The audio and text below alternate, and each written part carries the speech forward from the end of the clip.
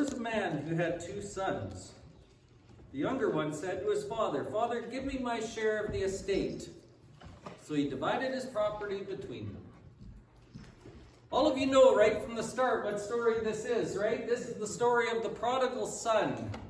What does the word prodigal mean, just by the way? Does anyone know what that word actually means? That's kind of a Bible word too. What does that word mean? Wayward.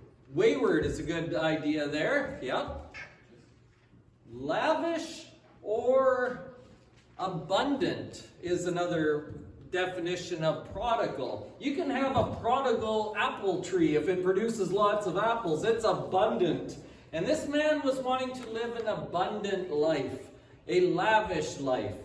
And so you know the rest of the story. It continues in verse 13. It says, "Not long after that, the younger son got together all that he had and set off for a distant country, and there squandered his wealth in wild living. After he had spent everything, there was a severe famine in the whole country, and he began to be in need. So he went and hired himself out to a citizen of that country, who sent him to the field to feed pigs. He longed to fill his stomach with the pods the pigs were eating, but no one gave him anything. When he came to his senses, he said, 'How many of my father's hired men have food to spare, and here I am starving to death? I'll set out and go back to my father and say to him, Father, I've sinned against heaven and against you. I'm no longer worthy to be called your son. Make me like one of your hired men.' So he got up and went to his father. But while he was still a long way off, his father saw him and was filled with compassion for him. And he ran to his son and threw his arms around him and kissed him. And the son said to him, Father, I've sinned against heaven and I've sinned against you. I'm no longer worthy to be called your son. But the father said to his servants, Quick, bring the best robe and put it on him. Put a ring on his finger and sandals on his feet. Bring the fattened calf and kill it, and let's have a feast and celebrate. For this son of mine was dead and is alive again. He was lost and is found. So they began to celebrate. Now, most of the time when we tell this story and we read this story, we focus on that section. We focus on those 2 characters, the 2 in the primary point of that picture up there. And we focus on the younger son's waste, and we use it as a warning. His wastefulness is a warning, but then we also focus on the father who is waiting and on his welcome. And so those are the 2 sides of the story that we look at most and we think about most of the time. And those are 2 very good things to talk about. We ought to talk about the young son's wastefulness as a warning. We ought to talk about the father's waiting and his welcome and that anyone can come back home. Those are 2 great sermons and 2 great things we could talk about today. But what I want to talk to you about today is not the 2 figures in the foreground of this picture. I want to talk to you about this one in the background. The older son who's out plowing in the field. Because we don't really ever talk about this guy, right? We don't ever really talk much about who he is. We just sort of treat him as an add-on to the story. In fact, most sermons I hear end at the place I stopped reading because really he's just a grouch. Right? He's just the grouchy older brother. He's just kind of an annoying part of the rest of the story, relatively unimportant. But today, this unimportant, relatively nobody sort of guy who's all just grouchy is going to teach us the best lesson today. He's the guy we're going to focus on, and he's the one who's going to teach us something that I need to know, and something maybe you need to be reminded of today as well. So if you have your Bibles open, Luke 15, beginning in verse 25, says this. First word says, meanwhile. Meanwhile is an interesting word there because it's a transition word. It's a word that's saying, you know all those nice things that you just read about that son who came home and his father who was waiting for him and how he received him back and they celebrated. You know all that good stuff that was going on. At the same time, something else was happening. At the same time, there's a different emotion being carried out in this story, and it's the older son who is holding on to that. It says, meanwhile, The older son was in the field, and when he came near the house, he heard the music and the dancing. So he called one of the servants and asked him what was going on. Your brother has come, he replied, and your father killed the fattened calf because of him, and because he's got him back safe and sound. The older brother became angry and refused to go in. If meanwhile was the first word to underline, the second word to underline in this passage is the word angry. Anger is always a red flag that something is going wrong, and anger is always a time for where we ought to just stop and think about what we're feeling and why we're feeling it. But the older son doesn't stop and think. The older son doesn't stop and analyze his reaction here, but there's something wrong. And so he outlines what he thinks the problem is. He outlines what he sees that's making him angry. Here's what he says. He goes to his father and finds... The older brother went in and refused to go in. So his father went out and pleaded with him.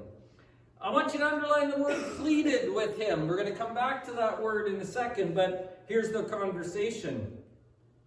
He answered his father, look, all these years I've been slaving for you and never disobeyed your orders. Yet you never even gave me a young goat so I could celebrate with my friends. But when this son of yours, underline that, who has squandered your property with prostitutes comes home, you kill the fattened calf for him. Do you hear what he's saying? Do you hear why he thinks he's angry? He thinks he's angry because this is unfair. He thinks he's angry because this is uneven. This isn't right. This is unjust. I've done everything right. I've done nothing wrong. I've only done whatever you've asked me to do. And yet, when my brother, he doesn't even say his brother, he says, when your son takes everything that he has and then just blows it on stupidity and comes back, you pat him on the back like he's a hero. And you have a great big celebration. This isn't fair. This is wrong. This isn't just. It's not right. That's why he's angry. Right? That's why he's angry. And you can feel that. You can see that, right? That's not fair. That's not right. That's not just. That's not the way it ought to be if you were just counting how things should go. I mean, the older brother did do the right thing. He did have a good reputation. He didn't blow everything that he was given. He should have been honored. But here's the trick. He thinks he's angry because things are unfair. He thinks he's angry because it's not even. But that's not true. That's not his real problem, is it? The older son's real problem is that he's not thankful for his own life. Therefore, he can't be happy for anyone else. Isn't that true? Isn't that true? He's not happy about what he has. He's not satisfied with what he's got. He's not happy with his own life. And so now he's looking across the fence and saying, well, that stupid brother of mine got more than me. This is exactly what his father tries to point out to him, right? His father tries to say to him, look things are different here. You're not seeing this the right way. His father says to him, remember, his father pleaded with him to see it differently. And here's what he wants to say to him. He says, my son, you are always with me, and everything I have is yours. The father's saying, son, you've got a great life. You've got everything I could ever give you. I haven't held anything back. Your life is fine. But we had to celebrate and be glad because this brother of yours was dead and is alive again. He was lost and he's found, and his father's begging him, can't you see the good you have? Because if you can see the good you have everything I could give you. You've got access to everything you need. could be happy for yourself, then you could be happy for your brother. But the problem is he's not. Right? He's not happy with himself, and therefore he can't be pleased for his brother. And what I want to ask you this morning is, does this feel familiar? Does this sound, do you recognize this? Because it sounds familiar to me. It's something I actually do all the time. And I think you do too. In fact, we do it so often that we've created a phrase to reference it, right? And we say the grass is always greener on the other side of the fence. Because we all have a tendency to forget what we've got and look at what everyone else has and say, boy, that would be a better life. That person got a better deal. This is really unfair. I've worked all this time and I've worked this hard and look at what they got and they did nothing. I feel that sometimes. Maybe you do too. Maybe you understand what that is like. And again, it's a huge problem. And it's one that the father tries to talk the older son out of and say, look at what you've got. Look at your side of the fence. But the older brother can't do it. All he can do is look over the fence and say, what does everybody else have? What's everybody else got that I don't got? Well, what do other people have and what are they getting that I don't have and I don't get?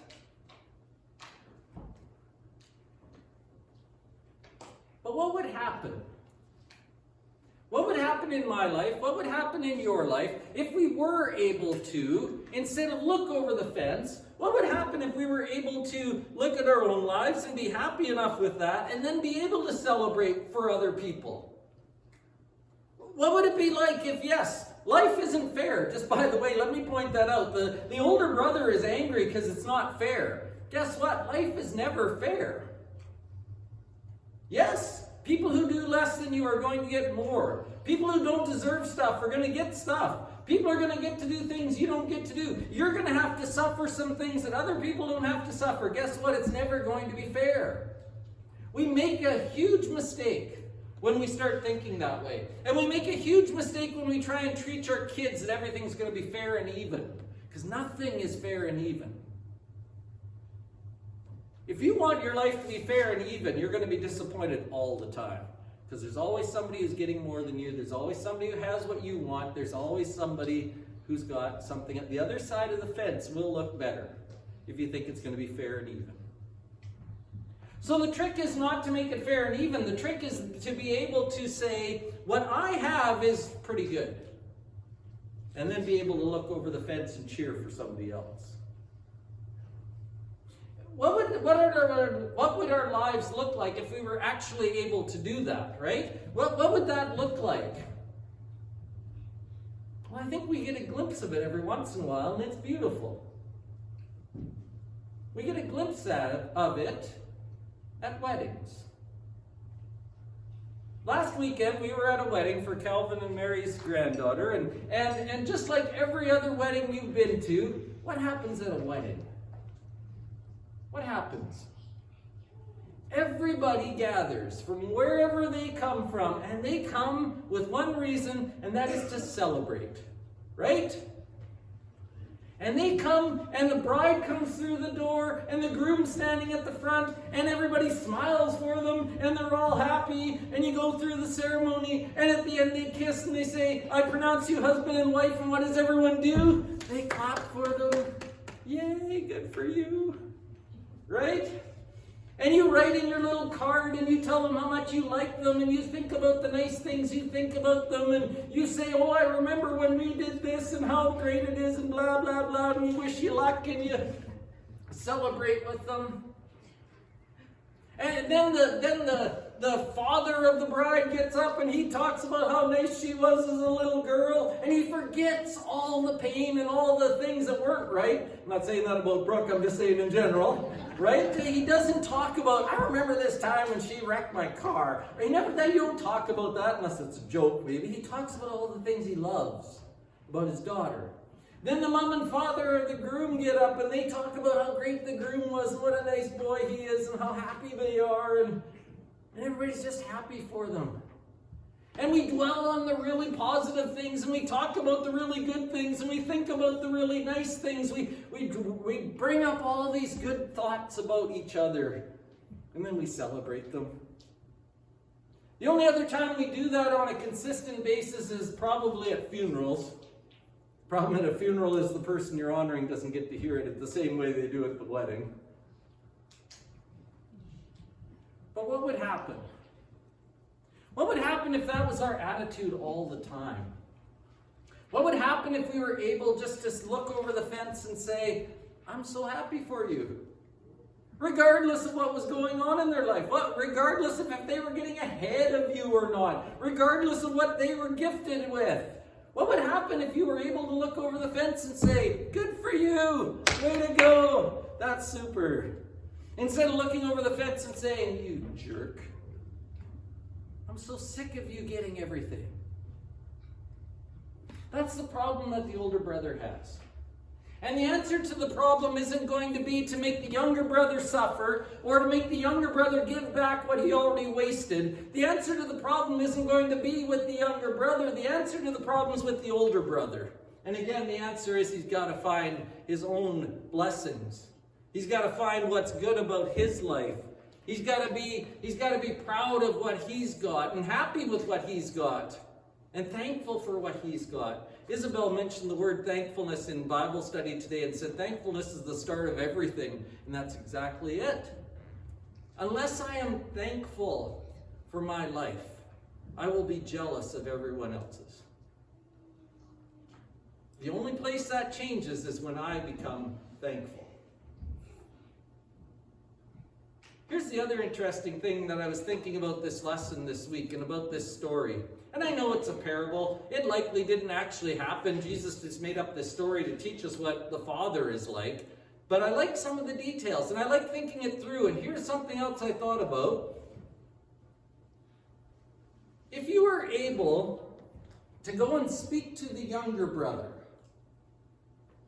after he comes home, after things have been celebrated, after everybody's made such a big deal about him, if you were to talk to the younger brother, who do you suspect he might be jealous of? Who do you think he might be jealous of? His older brother. Right? Can't you imagine the younger brother looking at his older brother and being jealous of the fact that he's got such a good reputation? Everybody thinks he's the solid one. He hasn't done as many stupid things as I have. He didn't have to be shamed the way I was. He's just so good. And isn't that the case? When I'm looking over the fence and thinking the grass is greener over there, there is someone somewhere looking back at me wishing they had what I have. It's always true. It's always true. Someone is looking at you saying, the grass looks pretty green on your side too. So the trick then is to be able to see the grass that's green on your own side of the fence. Right?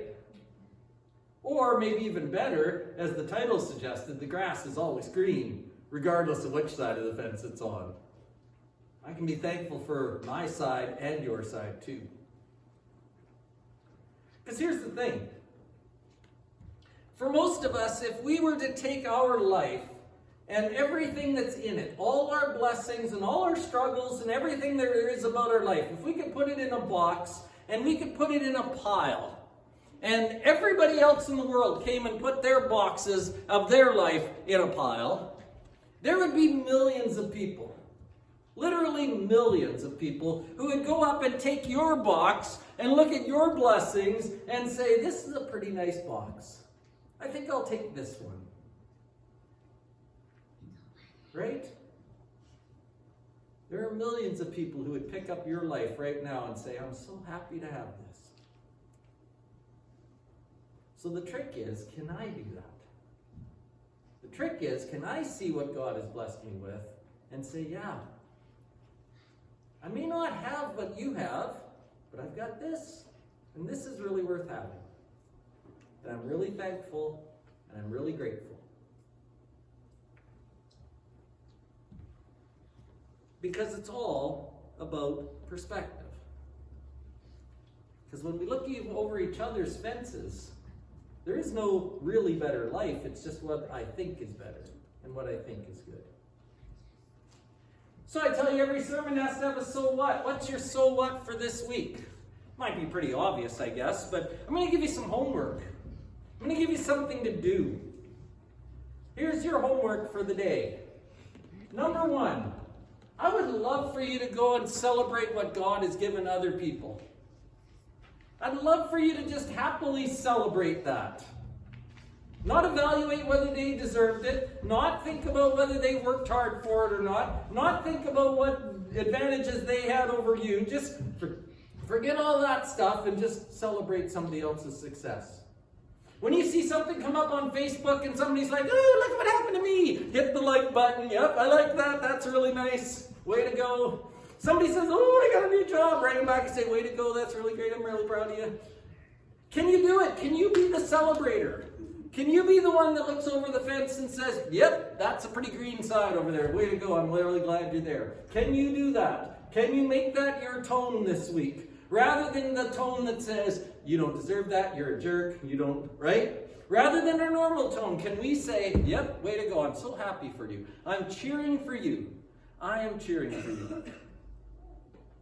Here's an interesting thing about this. I did a sermon, if you remember, way back in the pandemic days. It was actually one I recorded. You weren't here for it. But I did a sermon called I Am Cheering for You. And I talked about how with little kids, we cheer for little kids all the time. We go to Parker's baseball game. We're like, way to go, Parker. You're doing great, buddy. Woohoo! But as we grow up, we stop cheering for each other.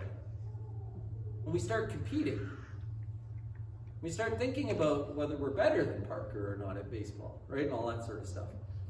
But could we actually just keep cheering for each other? I did that sermon, and I got cards from people from other places saying, now I'm cheering for you, because that was so much fun. That was so nice. That's so good. That's such a good thought. Can we cheer for each other? Can you be the cheerleader? Can you just be the happiest person for everyone else and say, way to go? God's blessing you. Good job.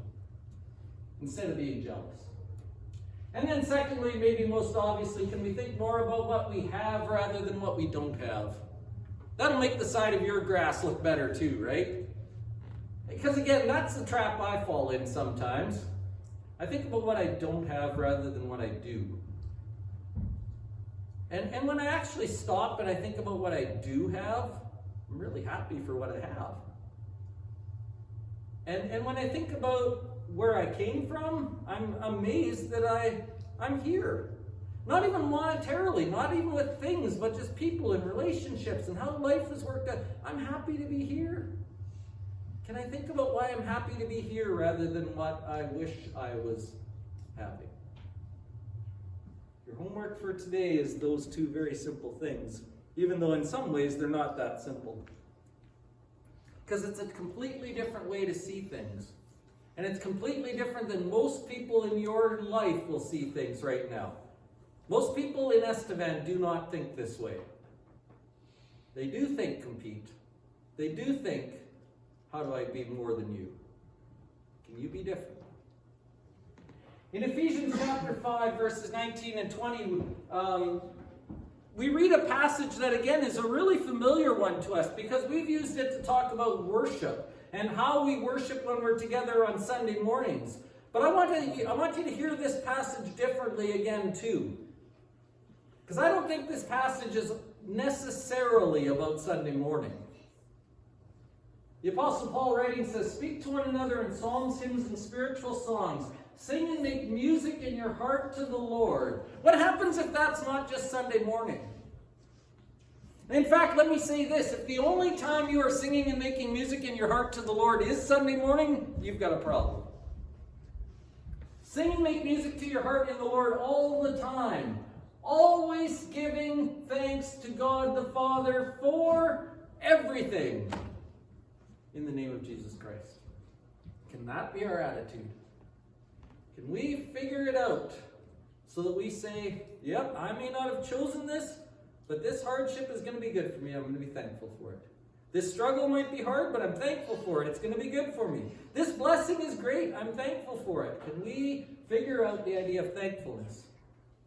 Because I do think this is a worship passage, just not a Sunday morning worship passage necessarily. And let me tell you this is the last thing I want you to think about here, is that if this is a worship passage, then thanksgiving is part of worship. Thanksgiving isn't an option.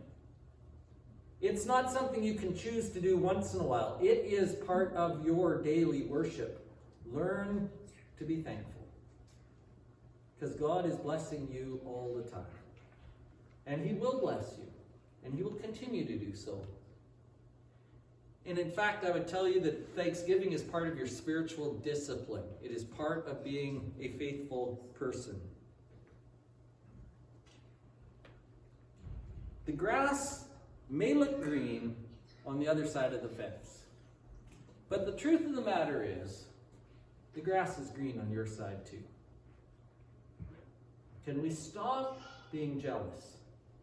Can we stop being grouchy? Can we stop being the older brother? Can we join the celebration that's happening all the time? Can we join the Father who wants to celebrate and be happy? Can we join the Father in His celebrations? Because He's pleading with us to do that.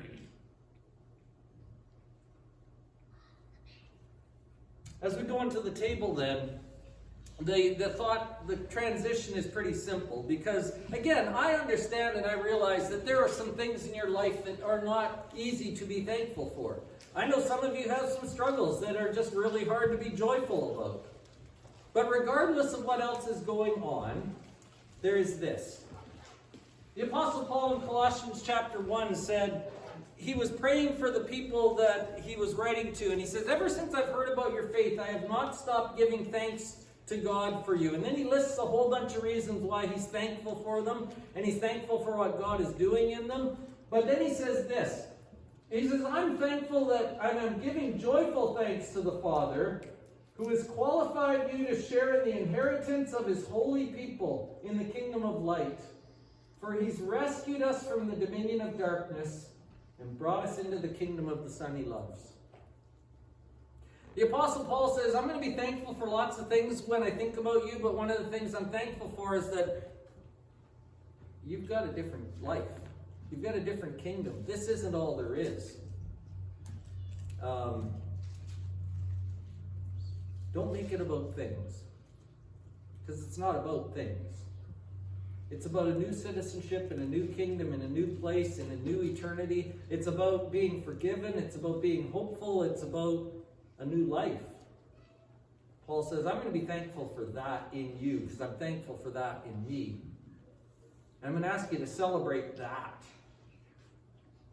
That is what we can celebrate, regardless of what else is going on. That we have an inheritance in the kingdom of light. So as we partake of the loaf and the fruit of the vine today, may we do so with thankfulness. May we do so remembering that the bigger part of our life has nothing to do with things and stuff. It has to do with relationships and hope. And the hope comes because of God's love for us. Father, would you help us to rejoice today in the things you've given us, but more importantly, would you help us to rejoice in the hope you've given us, the forgiveness you've given us, the way home you've given us. Thank you, Lord, for the body of Christ that hung on the cross and paid the price so we wouldn't have to pay it, so that we could be free, so that we could have hope. Help us to remember and rejoice in that as we partake in your Son's name.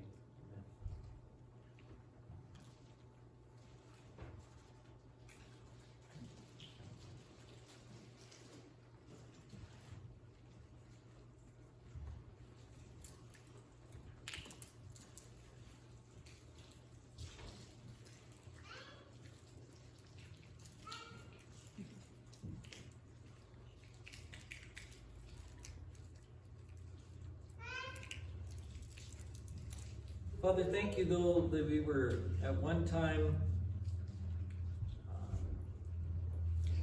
sinful and separated from you. We thank you that we have now been washed in the blood of Christ, that he has cleansed us, that our baptism symbolizes the death and burial of our old lives and a risen life to something new.